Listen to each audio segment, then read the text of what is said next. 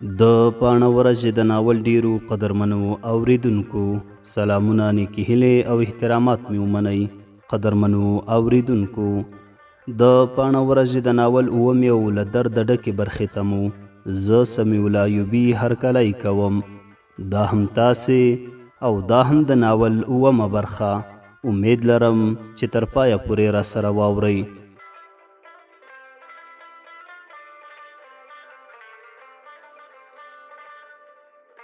ما ورته وویل زده کړې مو چیرې کړي دي؟ هغې راته وویل د عمل په مدرسه کې. ما ورته وویل ښوونکی مو څوک و؟ هغې راته وویل طبیعت او عمومي اخلاق. ما ورته وویل دا ورکه مدرسه چیرې ده؟ هغې راته وویل تاسې ورکه ګڼئ، پروا نه کوي.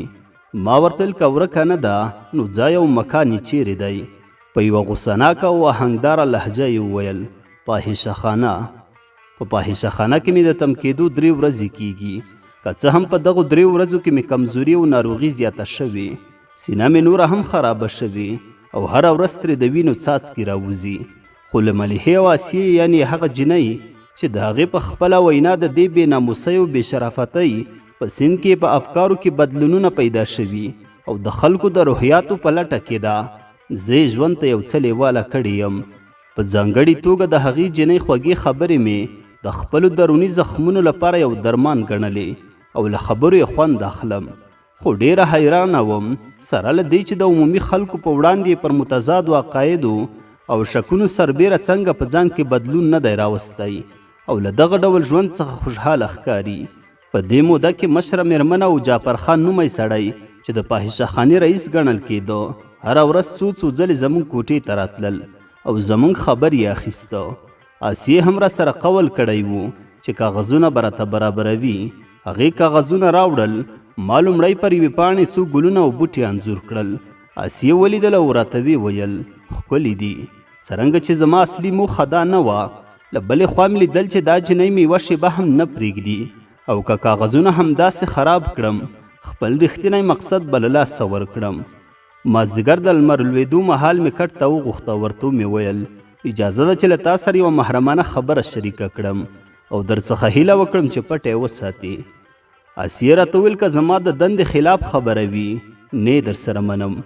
ما ورته ویل قول درکوم چې ستا د دندې خلاف خبره به نه وي. که له دې پرته مثلا زموږ د ژغورنې په اړه خبره وای تا به زموږ مرسته کوله؟ هغې راته ویل له بده مرغه نه. ما ورته ویل ولې ته د دې وضعیتونو مخالفه نه یې؟ هغې راته ویل مخالفه یم، خو له مخالف کس سره هم مخالفت کوم. ما ورته ویل ستا یوه خبره هم د منلو وړ نه ده. هغې راته ویل حق لرې، له تا پرته شاید ټول خلک زما د عقایدو مخالفت وکړي. ما ورته ویل علت یې څه دی چې خپلو ورکو عقایدو ته دومره موقع دی؟ هغې راته ویل یوازې د یوه دلیل لپاره. ما ورته ویل هغه کوم دلیل دی؟ آسیې راته وویل د ټولنې اصلاح. په دې خبره دومره حیرانه شوم چې د هغې پر لیونتوب مې ډاډ حاصل کړ. ما ورته ویل تاسې د ټولنې د اصلاح لپاره د خلکو بدمرغي غواړئ؟ هغې راته ویل څرګنده ده. ما ورته ویل څنګه؟ آسیې راته وویل یو ورځ به دا آواز له دې کاندې چې زه او ته په باره کې خبرې کوو او له دغو بدمرغیو چې بشر یې خپلو همډولو ته جوړوي اوچتېږي او خپریږي به. خیر غوښتونکي خلک به ورباندې خبریږي. د دې جنایت او عصمت وژنې د ودانیو په ورانۍ پسې به راوځي. ما ورته ویل نو زما د ژغورنې لپاره به ښه وسیله دا وي چې خلک له دغې اوضاع څخه خبر کړم. آسیې راته وویل که په پیل کې د تېښتې په توګه له دې ځایه ووتلی او ومو غوښتل چې په چیغو او زاریو ټول خلک له خپل برخلیک څخه خبر کړئ او دا مو عادي پیښه وګڼله، خلک به څو ورځې ستاسو په اړه خبرې کوي او پولیس به هم ځینې هڅې وکړي، خو وروسته به یې کرار ټول هېروي. بیا ته خو لا تر اوسه د فاحشه خانې عملي ژوند ته نه یې راننوتې او حقایق لکه څنګه چې دي خلکو ته نشي بیانولی. سربیره پر دې که داسې وګڼو چې تاسې د لنډ مهال او یا هم د تل لپاره بریالی شوې چې د ناموس وژنې د دې ځالې مخه ونیسئ، آیا کولی شئ چې پر عمومي اخلاقو هم نفوذ ولرئ؟ د هغو لاملونو او علتونو مخه ونیسئ چې نجونې او ښځې په ویرونکې بڼه د فحشا کندې ته بیایي. د ښځو ځینې طبقې شته چې په فطرتي ډول شهوت پالې دي، خو شمېره یې لږه ده. تاسو چې په دې لوړو ژورو کې دا بې شمېره فاحشې لیدلي اکثره د فقر او نیستۍ، د خاوند د ناسم چلند، د قانون د ناسمو اجراءاتو په زوره ودونو د ځوانانو د اخلاقي فساد او د زرګونو نورو لاملونو له کبله فاحشې شوي دي.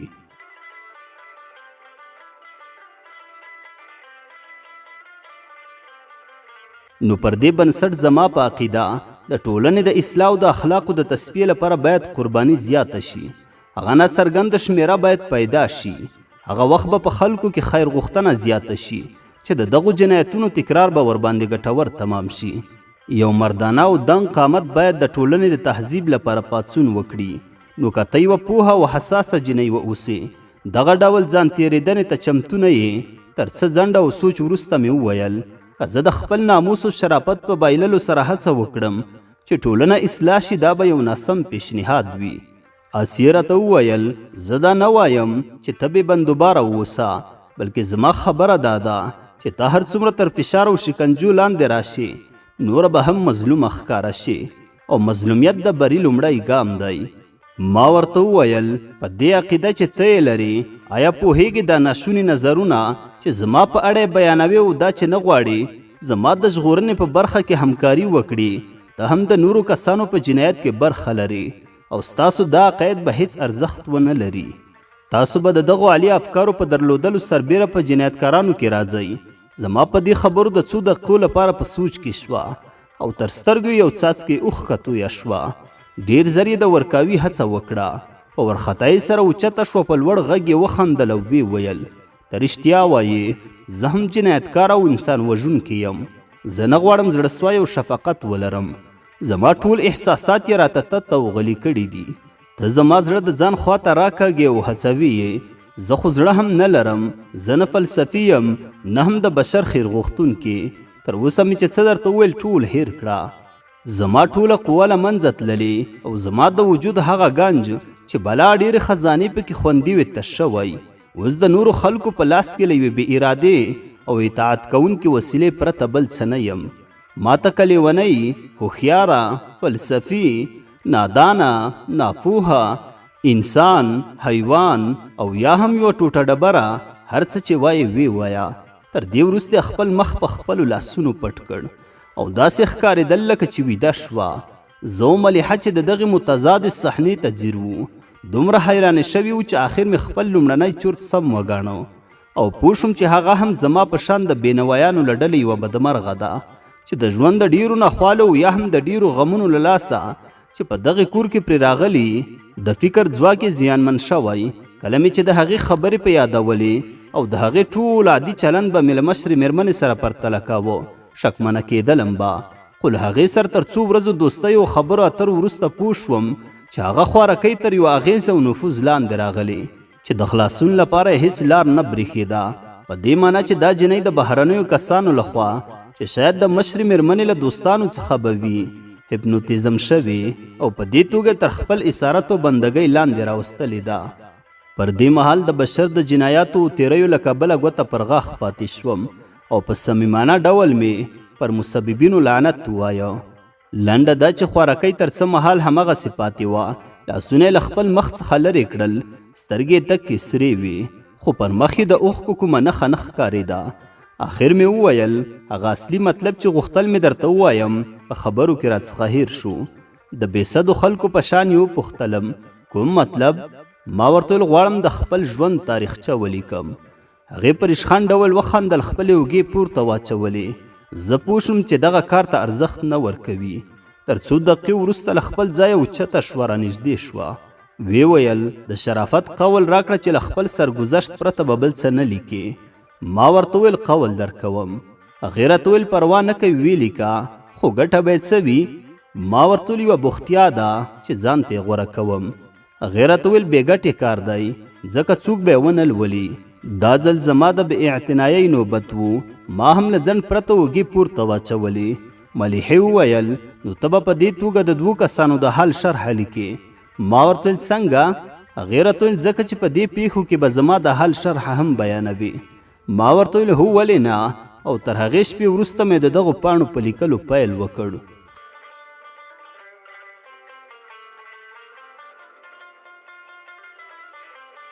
په هغه کور کې مو 4 شپې تېرې شوې چې مشره مېرمن زموږ خونې ته راننوتله او له آسیې څخه یې زموږ حال وپوښته. هغې ورته وویل الحمدلله ښې دي. وروسته ملیحې ته ځیره شوه زیاته یې کړه چندانې ناروغي نه لري، له دې شپې وروسته کار کولی شي. په دې خبره مې پر بدن لړزه راغله، د ملیحې رنګ والوته. ومې پوښتل مثلا څه کار ورسپارئ؟ هغې راته ویل د خلکو هرکلی. ما ورته کوم خلک او د دې هرکلي موخه څه ده؟ په مسکا ځواب راکړ کله چې دې وار را ورسېده بیا به پوه شې. له ځنډ پرته له کوټې څخه ووته. له هغې شېبې وروسته مې ناروغي نوره هم زیاته شوه. ملیحه زما کټ ته رانږدې شو او زما په غاړه یې لاس راواچوه. په ډېرې تیزۍ سره یې وژړل. د هغې ژړا په ما کې بېسارې اندېښنه رامنځته کړه. آسیه هم هیڅ ډول ممانعت ونه کړ، یوازې په خپلو تورو سترګو زموږ په ننداره بوخته شوه. مازدیګر مهال و دوې نجونې چې ډېر سینګار یې کړی و او پرته له دې چې معمولي آداب او درناوی پر ځای کړي راننوتې بېواره په خندا پیل وکړ او رانږدې شوې. ویې ویل په دغه دوو کې حوریا کومه یوه ده؟ آسیې یوازې د لاس په اشاره ملیحه ور وښوده. هغوی ورته ځیرې شوې او ویې ویل حوریې راځه مشره مېرمن دې غواړي. ملیحه لکه بې صده شوې چې وي زما د کټ پښه ټینګه نیولې وه. ما ورته ویل مشرې مېرمنې ناوړه کار وکړ چې دا یې وغوښتله زر له دې ځایه ووځئ. خو ومې لیدل چې هغو نجونو په بې پروایۍ سره وخندل او په نڅا یې پیل وکړ. یوه ملیحې ته ورنږدې شوه. پر دې مهال ملیحه ډېره په غوسه کې وه. ما هم له خپلې کمزورۍ او ناروغۍ سره هڅه وکړه له کټ څخه اوچته شم، خو ملیحې هغوی ته وخت ور نه کړ. د دې وروستیو ورځو د بدمرغیو مصیبتونو د انتقام په توګه یې هغې جینۍ ته دومره زوروره څپېړه ورکړه چې هغه جینۍ دروازې ته نږدې سره وڅرخېده او پر ځمکه ولوېده. کله چې دغه بله جینۍ د هغې خوا ته وخوځېده ملیحې هغې ته هم داسې څپېړه ور حواله کړه چې له خونې څخه د نجونو د نارو او چیغو آوازونه اوچت شول. تر 2 دقیقو وروسته تر 25 ډېرو ښځو او نارینهو زموږ د کوټې خوا ته رامنډه کړل او هلته سر راغونډ شول. زه د دغو خلکو په لیدو ډېره حیرانه شوم چې داسې ناڅاپه دومره ډېر خلک له کومه شول. تر ټولو مخکې مشره مېرمن او جعفر خان ولاړ وو چې ملیحې ته نږدې شول او ویې ویل زر شه ووځه. ما ورته ویل چیرې ووځي؟ مشرې مېرمنې راته ویل غلې شه، دا په تا پورې اړه نه لري. په فاحشه خانه کې دا لومړی ځل و چې د شرف او حرمت د بربادۍ لومړنی وار یې راکړ. دا ګزار د موټر چلوونکي ولی اصغر تر ګزارونو 100 چنده اغېزناک پرېوت. بېسده پر خپل ځای ولوېدم. ملیحې خوارکۍ زما په کټ پورې ځان نښلاوه او په ډېرې تیزۍ سره نارې وهلې، اوښکې تویولې او ډېر زر 2 کسه ترې تاو شول. خوله یې وربنده کړه او له کټ څخه یې بېله کړه. په کشکولو یې ویستله. کله چې زما له خونې ایستله د زارۍ او تضرع په نظر یې راته وویل خورجانې راورسېږه. په ستوني کې مې ژړا غوټه شوه. سلګیو ونیولم ان ساه مې هم نه شوی اخیستی. هڅه مې وکړه له ځایه اوچته شم، ځان له کټه لاندې واچوم او ور ودانګم، خو ونه توانېدم. د تأثر او غوسې له کبله سره وڅرخېدم او بېسده ولوېدم. وروسته تر دې چې 24 ویرلړلي ساعتونه مې تیر کړل داسې ښکارېدل چې طبیعت هم را سره دښمني او روخه لري. حال مې لږ څه ښه شو. د شپږمې ورځې سهار مې فاحشه خانې ته د ننوتلو ورځ وه. غوښتل مې په خونه کې وګرځم. آسیا زما په روغتیا په زړه کې خوشحاله وه، خو په څېره کې یوه څرګنده خواشیني لیدل کېده. هغې د خونې برنډې ته ویستلم، په داسې حال کې چې د 5 ګونو خونو له مخې چې پر هغې برنډې ودانې شوې وې تېرېدم. له یوې خونې یوه سوزناکه زمزمه اوچتېده. کرار کرار یې شعر وایه او ژړل یې. دا آهنګ دومره خواشینونکی او اغېزناک و چې طاقت مې ونه شو. آسیا مې وپوښتله دا دردونکې زمزمه د چا ده؟ هغې راته ویل په دې غولي کې داسې په سلګونو دردونکې زمزمې اوچتې شوي. ما ورته ویل پوهېږم، خو دا اواز د چا دی؟ هغې راته ویل که غور وکړې وبې پېژنې. رښتیا دا ده چې په دغو 2-3 ورځو کې مې د ویرې له کبله زړه ونه شو کړی د ملیحې پوښتنه وکړم، ځکه ویرېدم د هغې د ناروغۍ خبره وانورم چې د اورېدو توان مې نه درلود. یو ګام نوره هم وړاندې لاړم چې غږ وپېژنم. ناڅاپه مې پر بدن لړزه واکمنه شوه. که آسیې له مټو نه وای نیولې نو پر ځمکه بلوېدم. آسیې وویل څه در وشول؟ ما ورته ویل دا د ملیحې غږ نه دی. هغې راته ویل ولې؟ ما ورته ویل ما ورته وروستلی شې؟ هغې راته ویل باید له مشرې مېرمنې اجازه واخلم. ما ورته ویل که ته ځان د دې ناولي کور د نظامونو تابع ګڼې زه بیا هیڅکله ورته ارزښت نه ورکوم.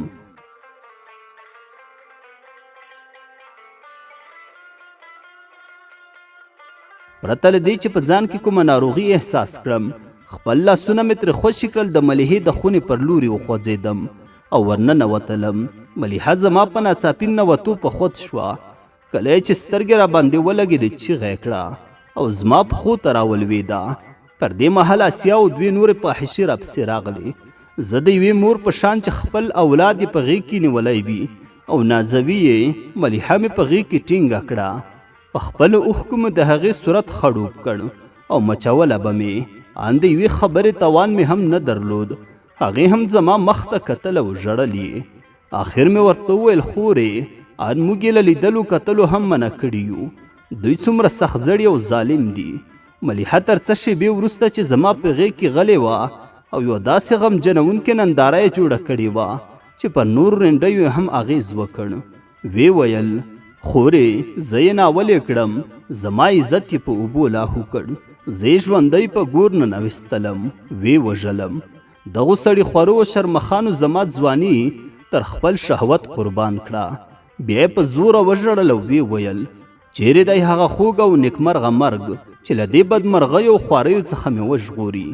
خدایا زما پر حال ورحمېږه، هغه مرګ راولېږه چې ټول خلک ورڅخه تښتي، راویلېږه چې په خلاصه غېږه او ورین تندي یې هرکلی وکړم. وروسته ما ته ځیره شوه او ویې ویل خورجانې ستا څه حال دی؟ له تا سره تر اوسه څه کړي دي؟ زه حیرانه وم چې څه ځواب ورکړم. پر دې مهال مشره مېرمن د یوې جلادې په شان چې د یوه محکوم د اعدام لپاره حاضره شوې وي کوټې ته راننوته. له مټو یې ونیولم، په ډېر زور سره د کوټې تر مخ کش کړم او یوې خواته یې وغورځولم. ویې ویل بې شرمې بې حیا، چا دغې خونې ته د ننوتلو اجازه درکړه؟ بیا په غوسه د اسیې خواته وکتل، یوه زوروره څپېړه یې ورکړه او ویې ویل خلک دا ډول څارنه کوي؟ هغه جنۍ د اور په شان سره شوه. ویې ویل مېرمنې زما له لاسه واک ووت، په زور کوټې ته ننوته. کله چې یو او بل په غېږ کې سره ونیول نو بېلول یې ناشوني وو. مشرې مېرمن ورته وویل غلې شه، نوره نه غواړم تر دې زیاته راته وغږېږې. دا جنۍ زر خپلې کوټې ته بوزه. ما هغه مهال ملیحې ته کتل، هماغسې یې اوښکې تویولې او په حسرت سره یې راته کتل، خو د خبرو جرأت یې نه درلود. ما تصمیم نیولی و چې د بشر د جنس تر ټولو سخت عذاب او ذلت وزغمم او هیڅ څیز ته ارزښت ورنه کړم. ومې ویل موږ دوه بې ګناه او معصوم کسان له لیدنې کتنې هم منع کوئ؟ خو ډاډه واوسئ، یو قهار او قادر خدای شته چې له تاسو به زموږ غچ واخلي او تاسې به تر موږ په سخته ورځ گرفتار کړي. په بې شرمۍ سره یې ځواب راکړ اوس وار زما دی، زه چې څه وغواړم هغه کوم. کله چې د خدای وار راغی هغه دې بیا له دغو کارونو ډډه وکړي. د دې خبرو په اورېدو مې نور له هغې سره بحث وړ ونه ګاڼه. په غوسناک نظر مې ور وکتل. کله چې له مخې تېرېدم بې واکه مې پر مخ لاړې ورتو کړې او ومې ویل مړه دې یې، ما تمه درلوده چې ما به د دې حرکت په مقابل کې بیا ووهي، شکنجه به راکړي، خو نه پوهېږم له نیکه مرغه او که له بده مرغه. یوازې خپل مخ پاک کړ او په کینهناک نظر یې راوکتل. ویې ویل د دې حرکت بدله به ډېر زر درکړم. د هغې ملګرو د هغې د خوښۍ لپاره په لړلو الفاظو پر ما ټوکې او مسخرې پیل کړې. مازدیګر مهالو چې یوه خیرنه او سپین سرې خدمتګاره له څلورو فاحشو او مشرې مېرمنې سره زما خونې ته راننوتې. سینګار بکس هم ورسره وو. د هغو په راتلو ډېره خواشینې ورخطا شومه. مشره مېرمن په خندا او خوښۍ سره رانږدې شوه. ویې ویل تر غرمې وړاندې چې د کوم حرکت وکړ د هغه له کبله مې وبخلې. تر دې وروسته به هم ډېر زړهسوی او مهرباني در باندې وکړم. زه به په یو شرط تا د دې ځای د ټولو ښځو مشره کړم چې زما ټولې خبرې ومنې. ما هم د هغې تصمیم له مخې چې تر غرمې مخکې مې نیولی و. په ځان کې هیڅ بدلون را نه وست او هیڅ رای مې هم ورباندې ونه واهه. نوره هم را نږدې شوه، غوښتلې چې له ما څخه مچو واخلي، خو یوه زوروره څپېړه مې ورکړه. ومې ویل خپل نجس مخ مه رانږدې کوه، راڅخه لرې شه.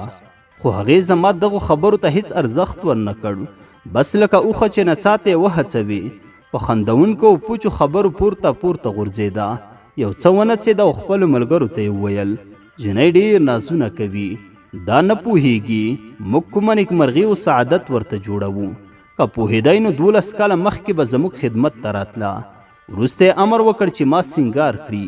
په ما کې د هغې د دغه چلند له کبله ډېره کرکه راوپارېده.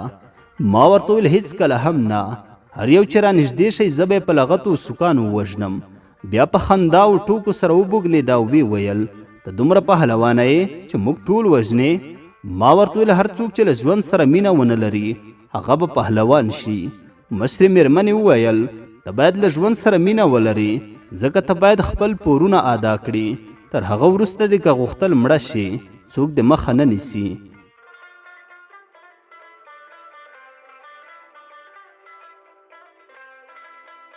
ما ورته ویل ستاسو پر ما څومره پور دی؟ هغې راته وویل تر دې مهاله مې $2000 ستا په رانیولو ورکړي. ما ورته ویل زه د شراب قول درکوم که ما او زما ملګري خوشې کړئ موږ به د $2000 پر ځای $4000 درکړو. هغې راته ویل ګمان نه کوم ستا ملګري له دې کار سره رضایت ولري، ته به هم تر دې شپې وروسته پښیمانه شي ځکه که پوه شوې چې څنګه ښکلی ځوان مې درته ټاکلی په $2000 به یې هم ورنه کړي. په دې وخت کې رانږدې شوه هغه نور کسان هم زما شاوخوا ته راغلل. ما بې ځایه هڅه کوله چې د دوی له منګولو ځان خلاص کړم ځکه 2 کسانو زما لاسونه او 2 نورو زما پښې ونیولې. په خپله مشره مېرمن د هغې سپین سرې په ملتیا زما په سینګار پیل وکړ. دا حرکت ډېر راباندې بد ولګېده او د زغم وړ نه و. لږ ځواک هم راسره نه و. د هغوی په ظالمانه منګولو کې بې حرکته ولوېدم. هغوی هم بوختې شوې. 2 ساعته تیر شول چې زما ویښتان یې ږمنځ کړل. زما مخ یې په بېلابېلو پوډرو ولاړه. ډېر عطرونه یې راباندې وپاشل. پر دې مهال د خلکو تګ راتګ پیل شوی و او د ساز او آواز غږونه هم له خونو څخه اوچت وو. کله چې زما له سینګار وزګارې شوې زما مخې ته هنداره ونیوله چې وګورم څومره ښکلې شوې یم. قسم خورم چې هېڅ زړه مې ونه کړ چې ځان په دې وضعیت کې وګورم. سترګې مې بندې کړې. کله چې کارونه خلاص شول نو یوې داسې خونې ته یې بوتلم چې ډېر پردي سړي پکې ناست وو. مشره مېرمن تر نورو وړاندې ورننوتل او ټولو ته یې لاس ورکړ. یو څه ټوکې هم وکړې. بیا پر ما امر وکړ چې خلکو ته سلام واچوم. ما هیڅ ونه منل. د لیونو په شان دغې منظرې ته ځیره او داسې مې انګېرله چې خوب وینم. مشرې مېرمن وویل دا نوې ده، تر اوسه د خلکو د هرکلي آداب او رسوم نه پیژني. پر دې مهال له ناستو خلکو یو ځوان را اوچت شو. له مشرې مېرمنې سره یې څه بحث وکړ. وروسته زما خواته راغی. زه له حیرانه او غلی وم. ځوان لومړی څو بېمانه او مسخره کلمات چې د دې ډول مجلسونو لپاره وی ویل. وروسته زما سینې ته لاس راوغځاوه. په دې چلند مې ټول ځواک او وینه په جوش راغله. په لومړنۍ غوسهناک نظر مې ور وکتل خو سترګې مې هغه جادویي اغېز نه درلود. په سوک مې داسې په زوره پر خوله وواهه چې وینې پر مخ راماتې شوې. زما په دې کار په خلکو کې یو انقلاب پیل شو. هغه ځوان را باندې حمله وکړه خو لنډه دا چې ونه پوهېدم څه وشول. په دغه شور ماشور کې مې دومره احساس کړل چې یو کس زما زیات پلوي او مرسته کوي او غواړي چې زیان راته ونه رسیږي. زه ډېر زر له خونې ویستم. جعفر خان او مشرې مېرمنې له بغلون ونیولم. یوه درنه څپېړې راکړه. ما په ډېر زغم سره د هغوی دا څپېړې وزغملې او د هیڅ درد احساس مې ونه کړ ځکه پوهېدم له نن شپې مې د قربانۍ لومړنی ګام پیل شوی. نو باید په سړه سینه جرأت او زغم دا ناخوالې وزغمم. له خونې شور ماشور اوچت و. ځینې ویل رایه ولئ، ځینې ویل پرېږدئ چې لاړه شي ورکه شي. زموږ عیش یې خراب کړ. زه یوې داسې کوټې ته بوتلم چې یو کټ او یو څراغ پکې ایښودل شوي وو. دروازه یې راپسې بنده کړه. ما خپل چورت او حواس له لاسه ورکړي وو. د فکر کولو قوه مې هم نه درلوده. د لیونو په شان ناسته وم. دروازې او دیوالونو ته مې کتل. تر څو دقیقو وروسته مشره مېرمن راغله. په یو ګیلاس کې د څښلو اوبه راکړې. ویې ویل دا شربت وڅښه، د ستړیا د لرې کولو لپاره ښه دی. له ځنډ پرته مې تر پایه وڅښل. که ووایم په خوند یې پوه نه شوم باور وکړئ چې دا اوبه وې شربت که زهر، خو زما لپاره یو خوند درلود. 10 دقیقې تېرې شوې نه وې چې سر مې راباندې وڅرخېده او بدن مې دروند شو. بې واکه وغځېدم او بې سده شوم.